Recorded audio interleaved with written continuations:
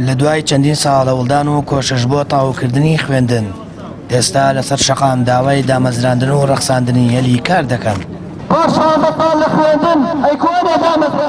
دەرچوانی زانکۆ و پەیمانگەکان وەک لە دروشمەکانیاندا بەرزیان کردووەتەوە دەڵێن با چیتر فەرامۆژ نەکرێن و حکوومەت دایان بمەزرێنێت.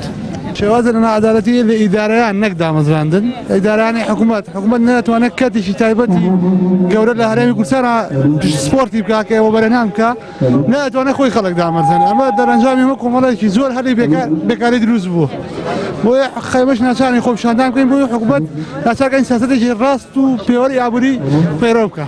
هاتوونەتە سەر شەقام داوای مافی خۆمانەکە ئەوش دامەزراندن لە دوای 10 ساڵ چاوەڕوانی ڕەچاوی ئەو ساڵانەمان کردووە کە هەر جارە و بەهۆی بارودۆخێکەوە بێدەنگیمان هەڵبژاردووە ئیتر بەسە بێدەنگی هاتوین داوای مافی خۆمانەکەی داوای سەرەتاترین ماف ئەویش مافی دامەزراندنە. لە بەشێک لە شار و شارۆچەکان هەرێمی کوردستان دەرچوانی زانکۆ و پەیمانگەکان گرتبوونەوەیان ئەنجامدا. لە ئاڵەبجەش دەرچوانی زانکۆ و پەیمانگەکان بەیاننامەیەکیان بۆ لایەنە پەیوەندیدارەکان و حکوومەت و ڕای گشتی خوێندەوە. لە سۆنگەی هەستکردن بە بەرپرسیارەتیمان کە چەندین ساڵە بەهۆی دۆخی نالەباری کوردستان لە بواری ئابووری و سیاسی و شەڕی دژی داعش دانمان بە خۆمان دەگرتووە بێدەنگ بووین لە ئاسی سەرەتاییترین مافی خۆمان کە دامەزراندن و ڕەخساندنی هەلیکارە. لای هەمووان ڕوونە کە پشتی شێری ئەم قەیرانە بەرچینی گەنجان و دەرچوانی زانکۆ و پەیمانگاکان کەوتووە.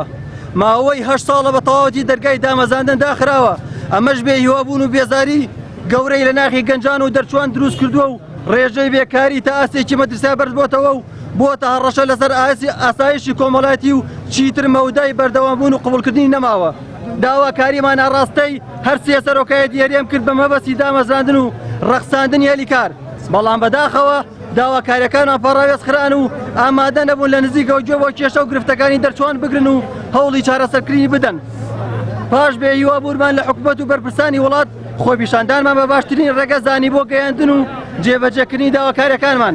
ساڵانە لە هەرێمی کوردستان بە هەزاران خوێندکار زانکۆ و پەیمانگەکان تەواو دەکەن وەک خۆیان دەڵێن بەری ڕەنجی چەندین ساڵی خۆیان ناخۆن و دانامەزرێن. ئەوەش ناشارنەوە شێوازی بەڕێوەبردنی وڵات چەندین نادەرپەروەری تێدایە و مافی دامەزراندنی سەدان هەزار خوێندکاریش لە دوای چەندین ساڵ دانیشتن لە ماڵەوە بێچارەنووس ماوەتەوە. بەشێک لە دەرچوانی زانکۆ و پەیمانگا دوای بێهیوابوون لە حکوومەت لە ڕێگەی کەرتی تایبەتەوە کار بۆ خۆیان دەدۆزنەوە. سامان فەتاح، کەناڵی ئاسمانی پەیام، هەڵەبجە.